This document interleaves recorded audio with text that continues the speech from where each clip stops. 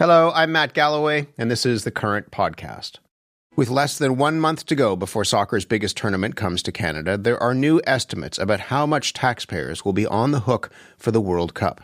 The federal parliamentary budget officer says it will cost all levels of government just over $1 billion to host 13 games in Toronto and Vancouver. That averages out to about $82 million per game. The governments that are footing the bill are, of course, hoping that the costs will be offset by boom in business as people flock to host cities and spend their money during the world's biggest sporting event. Our Vancouver producer, Ann Penman, spoke with people near BC Place, the site of the Vancouver game, about whether they feel the cost is worth it. I'm pretty excited. I played soccer, high school, intramurals in university. I think it's good for the city, get some popularity. It's nice to have the attention and have the international stage, so hopefully there's a good return on it, but it's obviously a lot of money. Yeah, I agree. It is a lot of money. I don't know if they will get what they think they will get from this investment. I've already heard a lot of things about hotels not performing the way they thought they would, and I don't know. We'll see. I don't really know what to expect. I don't know if it's going to change anything or not based on what I've seen with other World Cup and sports happening in other countries. Like, people come, have fun, and spend their money and leave, and no one thinks about it for 4 years. So we'll see. Wayne Cowley is the owner of the Bottom Line Sports Bar in Toronto, former NHL player. Wayne, good morning. Good morning. Thanks for having me. Thanks for being here. The World Cup is a big deal. When you first heard that it was coming to Toronto, what did you think it would mean for your business? We were ecstatic, you know what I mean?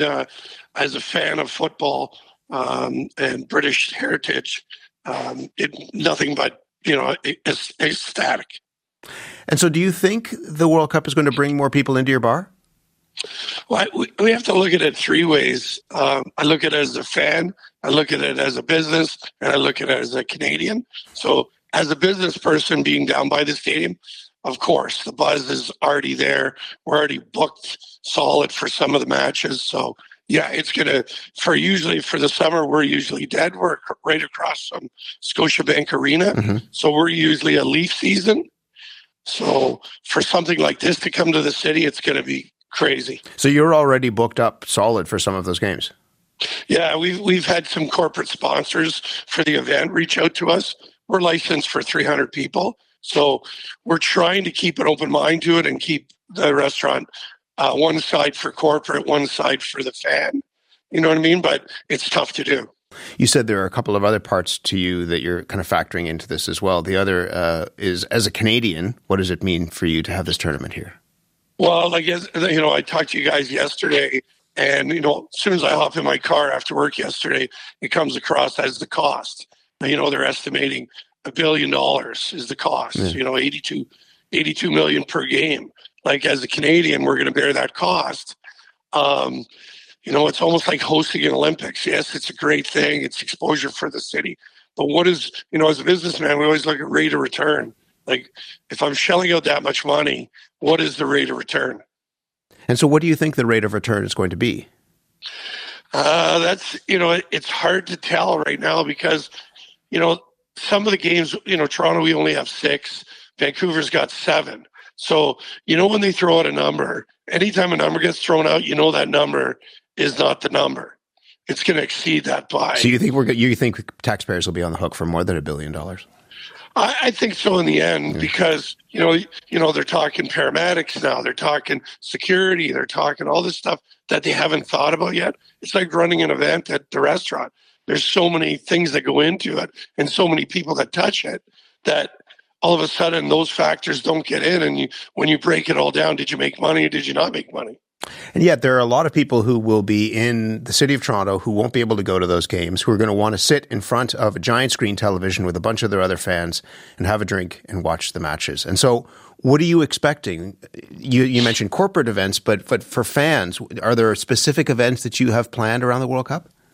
Oh, there's lots of, like, the city, FIFA does such a great job, and the city of Toronto have got inside with them after, probably looking at the expense. There's so much open viewing for fans. There's fan zones. There's that. We hosted the NBA All-Star game. We hosted the NHL All-Star game, and the city did a tremendous job. So the fan will not be neglected. Like, what restaurant do you go into, or place you go into where there's not a TV. There's TVs everywhere. It's just like cell phones. The bars in this window are going to be allowed to serve alcohol until 4 o'clock in the morning. Are you going to be doing that during the World Cup? I don't think so. I think, it's weird that it's that time. I think it's due to the West Coast games, but that would mean a West Coast game's got to start at like 11 o'clock at night. And, they usually edit the games. We seem to, watch the NBA finals, the NHL finals quite easy without staying up till, 4 in the morning. But we, it's nice that our premier has done that, but I don't see where we're located open until that time. Okay. One of the other things is that FIFA, the organizers of the World Cup, are very, very strict around their trademark rules. Businesses can advertise during the World Cup if they are part of the official sponsor package, but if not, you can't. There are things that you can and can't say, right? And the assumption is that there could be bylaw officers roaming the streets looking for violations. What has that meant for you? It's a little scary. Like, we've been warned ever since they signed it. The AGCO warned us. Our sponsors have warned us. There's liquor sponsors, and there's so our social media guy. We first got some stuff to look at. So our social media guy had to go online, watch some tutorials on it, on what to do, what not to do. And if you go on our social, we mention upcoming match. We mention soccer. We do not mention FIFA. We do not mention World Cup. And we were told explicitly that if we go into violation, we will be ticketed by the City of Toronto. They will collect it, we believe, and pass it to FIFA. FIFA doesn't even have to collect it. They can fine us. They can do whatever. So we're really nervous on what we're advertising. How much would you be fined if you were to say FIFA or World Cup? It's quite substantial. I'd be speaking out of turn if I said the exact number, but I know it's substantial. Enough that you won't do it. Enough that we're staying away from it. Yeah. Our social, like I said, look at our social. We will not mention those two words. Do you think this is going to be a good deal for Canada to host this tournament? The jury's out. You won't know. I think it's going to be a great deal for me. I think it's going to, for me as a fan, me as a business, as a Canadian, I'm proud to show Toronto, but that's a tough call. That'll only come at the end of this, once the final number, if we ever know what that final number is. And but I'm optimistic. I'm excited. One of my sponsors is taking me to one of the games. I can't afford to go, but one of my sponsors is taking me. What flag are you going to have on the side of your car? Canadian flag? Or you said you have English heritage as well. So what do you put on the side of the car? I'm a mixed bag here because I've played for two countries, but I played in ice hockey. I played for Canada and I played for England. So we're going to have both. Wayne, good to talk to you about this. Thank you very much for having me on. Wayne Cowley is a former NHL player and the owner of the Bottom Line Sports Bar in Toronto. Joining me now, two guests to help us dig into the costs and benefits of hosting a mega sporting event like the World Cup. Wayne Smith is with me here in studio. He's director of the Institute for Hospitality and Tourism Research at Toronto Metropolitan University. And joining us from Montreal is Moshe Lander, who's a senior lecturer in economics at Concordia University. Good morning to you both. Good morning. Good morning. Wayne, we'll start with you. This figure from the federal budget watchdog says that hosting the FIFA World Cup is going to cost taxpayers at least $1 billion. $1 billion is a lot of money, but put that into perspective. Is that a lot of money when it comes to an event like this?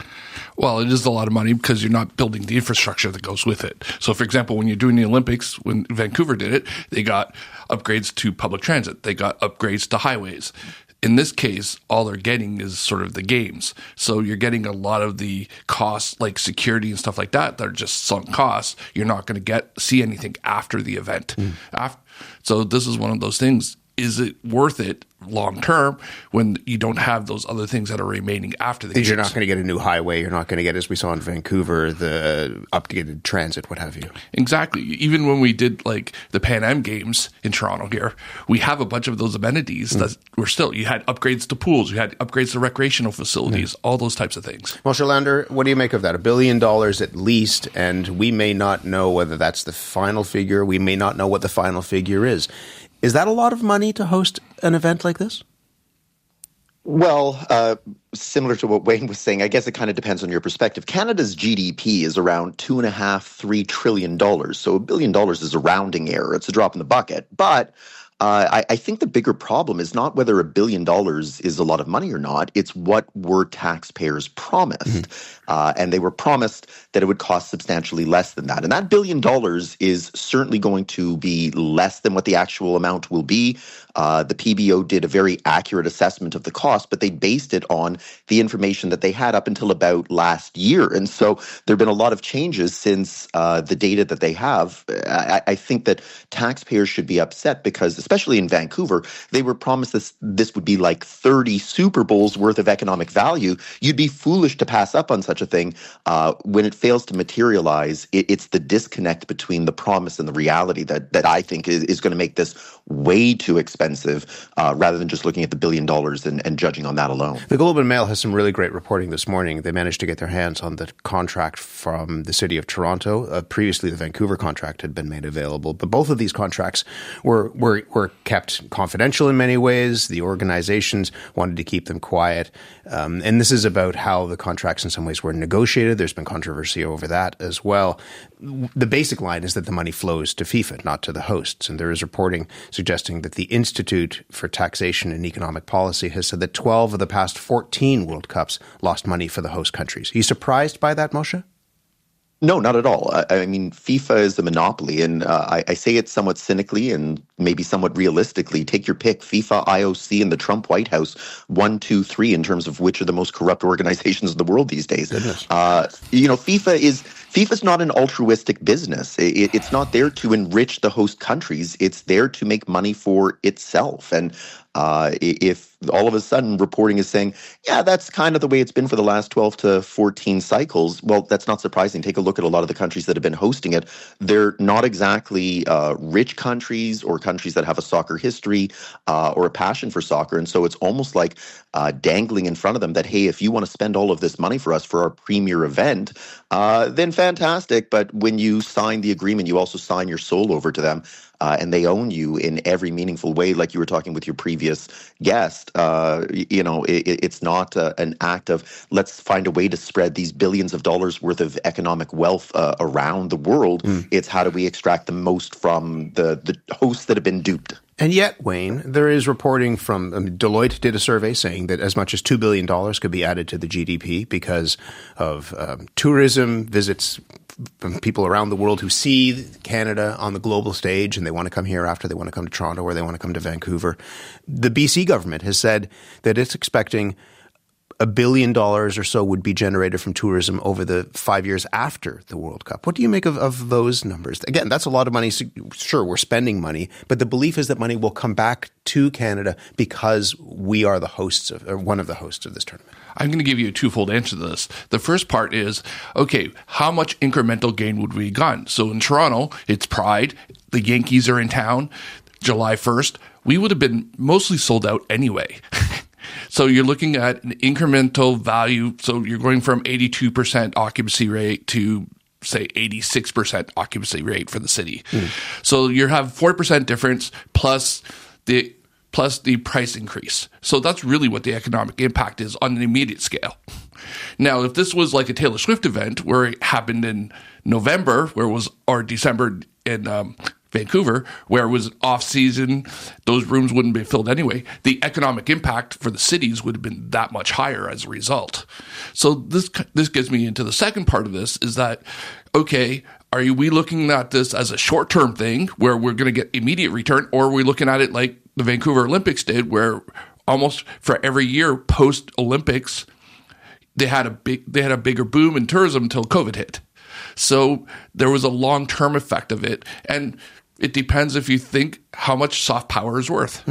You've said that in some ways this could be as much of a marketing exercise as anything else. It really is. It's so, for example, in Toronto's case, you had the World Series, you then had the Drake drop, you then have the World Cup. So what it's doing is it's creating like compound interest, where people are hearing Toronto in the news constantly over time, and with each event, with each piece of good news, is going to build goodwill towards the city and visiting here. And you saw that after the Vancouver Olympics as well in 2010. Yeah. And the Vancouver Olympics is a little bit different because you have one city, everyone's eyes are on that same city, where here you have 16 cities. It's a different ballgame. Moshe, is there the opportunity for this to be a marketing juggernaut for Canada, particularly for these two host cities, that you will have the eyes of the world seeing Vancouver and Toronto, and somebody far away might think, that place looks great. I want to go there. And maybe people will come and travel to Toronto or Vancouver in the wake of a tournament like this?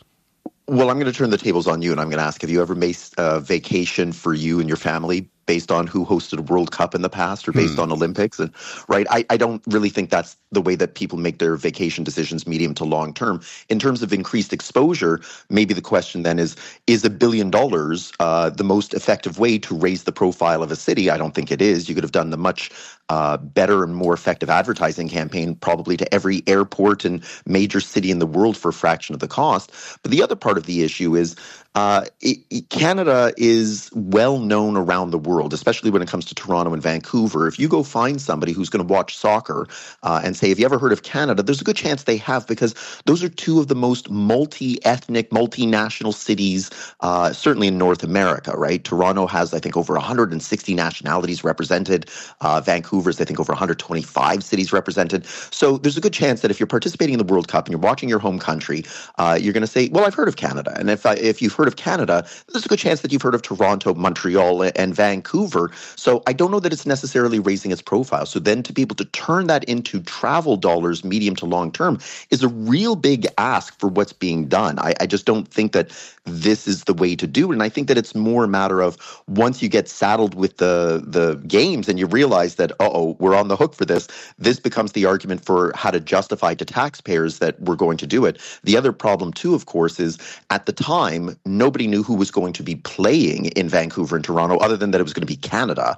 And so, recently when Italy and Bosnia fought for the very last spot and landed in Canada's group, we find that we're going to be seeing Bosnia rather than Italy. And in terms of, people around the world that are going to want to watch, other than people from Bosnia, I don't know that anybody is going to prefer that to watching Italy, for example. And so I think we've just lost a whole bunch of eyes on the television around the world for the games that Canada is going to be hosting. We're almost out of time. Let me ask you two quick questions. One, Moshe, you're an economist, and people will often say that economics is the dismal science. Do we need to think beyond just the numbers here, that there's something intangible and perhaps uncalculable about the impact of a tournament like this? People are going to have a lot of fun, and that we have to, yes, it's a lot of money and we need to think about the money, but we also need to think beyond that. Do you hear that argument? Absolutely, and I'm totally in agreement with that. If our politicians had said to us, it's going to cost us $2 billion, which is $50 per man, woman, and child in Canada, we probably won't get a lot of the money back, but this is a once-in-a-lifetime opportunity, because once the World Cup comes and goes, it'll never come back again. What do you say for $50? Let's have a great month together. I would have paid for that. I would have been totally fine with that. It's when you promise me that it's going to solve the government's budget problems that I say, I don't go for that. Wayne, the former mayor of Toronto, John Tory, who negotiated the agreement for the city of Toronto, has taken a lot of criticism, was asked about this, and he said, I think it's going to be a good investment, and we should all get over ourselves and make this thing a big success. Do we need to get over ourselves and not talk about the money? Well, no, you have to talk about the money because it's a big part of what we're doing here. However, it's a matter of what value you see in it, is how much you see soft power as being important. So is being an influential player upon the world. As much as I love that Toronto, Montreal, and Vancouver are well known, we are not New York, Paris, and London. So it's one of those things where you're not, no one's going to say, I'm coming to I saw you on the World Cup, therefore I'm going to come. No one said, I saw the Olympics and I'm going to come to that. But what it's doing is it's putting you in a decision set. I think a lot of people may have gone to Vancouver because they saw the Olympics. Well, they saw the mountains, they saw the beauty. But if you asked them 3 years later, or did you come because of the Olympics? They said no. But it put it into their brain where it wouldn't have been before. And that's sort of the benefit of it. We will all find out in under a month's time. Thank you both for being here. Thank you. Thank you. Wayne Smith is Director of the Institute for Hospitality and Tourism Research at Toronto Metropolitan University. Moshe Lander is a Senior Lecturer in Economics at Concordia University. You've been listening to The Current Podcast. My name is Matt Galloway. Thanks for listening. I'll talk to you soon.